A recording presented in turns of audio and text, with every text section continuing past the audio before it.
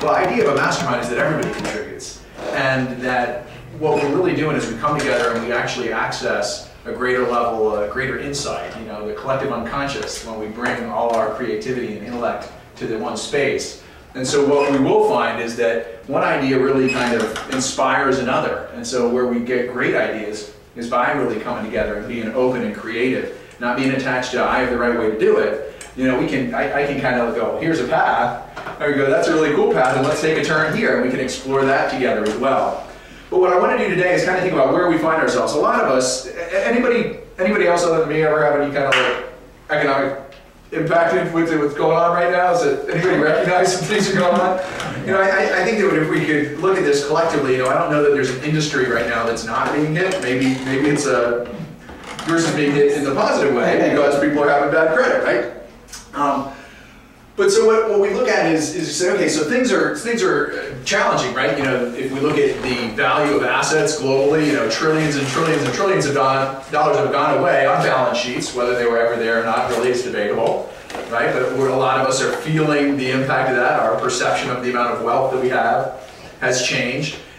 That's globally. Locally, when you look at both unemployment and underemployment, you know, people that are now working less or working in jobs that aren't really accessing their full capacity or having really not the same experience, it's in excess of 20%. So really everybody around here is being impacted. When we look at that, businesses, people are holding on to their money, so revenues are dropping, and at the same time we're trying to get business in different ways, and we're actually offering product at a price that we may not have done in the past, so margins are really being squeezed. And so a lot of people are stuck and they're fearful and they're paralyzed by fear, and it's running around and it's viral. And so the question is, are we going to continue to stay inside that? Are we going to really be primarily fed by that conversation? Or are we going to create a new conversation? And I'm all for creating a new conversation and really realizing that when we look at challenging times like this, and we look historically over time, we say, you know what? Most of the incredible wealth and all the great opportunity comes out of these times when the deck chairs are shifted, right? The boat's kind of moved and we look like we're having a hard time, and all of a sudden you say, hey, we're going to shift this. And from this new foundation, we're able to access some new greatness because we look at things differently, right? We shift the paradigm about what's true and what's not true.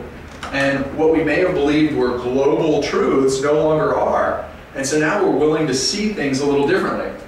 And so what I'm talking about here is really how do you create a pathway to a brighter future? And the first thing that we want to look at is it has to be a decision, right? We can sit here today and we can talk about the challenges in the economy and we can talk about what's going on for ourselves personally, but really until we make the decision that we're not going to continue to stay there, we're not going to participate with that level of energy, that victim energy, but we're going to do something differently, then we're going to continue to be sucked back down. Because the dominant energy running around in most conversations is, this sucks. Right? I don't know if anyone else has heard that, but anyway, so if you're not really solid and made a decision that that's okay, whatever is true, and I'm going to move on from this, then we're going to continue to be what they call entrained, energetically entrained back into that conversation. And so my encouragement is that regardless of whether you ever do anything with Courageous Authenticity in the Mastermind Alliance, is that you've made a decision right now that that's not going to be your case, that you're going to move differently. And in order to do that, we need to face these fears that come up for us with new resources and a new level of resourcefulness. Because when we're fearful, and this is true for anyone else, by the way, when you think about it, if I'm trying to work with somebody, and they're fearful, and they know I'm being incredibly logical, right? I'm expressing exactly how they can move from point A to point B.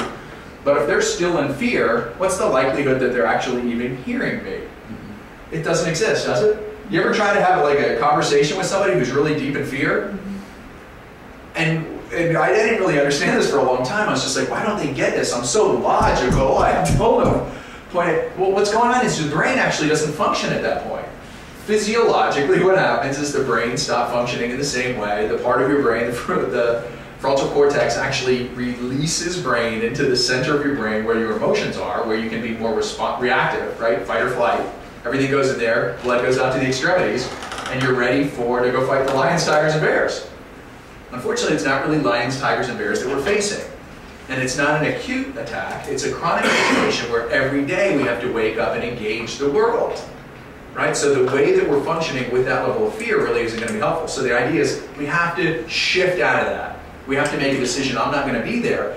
And in order to do that, you have to find a more clear and compelling vision to move into.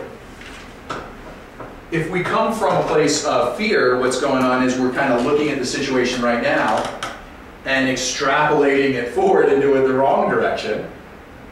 And whatever has got the clearest picture in your mind is what you're going to move toward. And so one of the questions I ask is, what are we doing today to make sure that we have a really clear, compelling vision of the future? What things do you do to really strengthen your vision?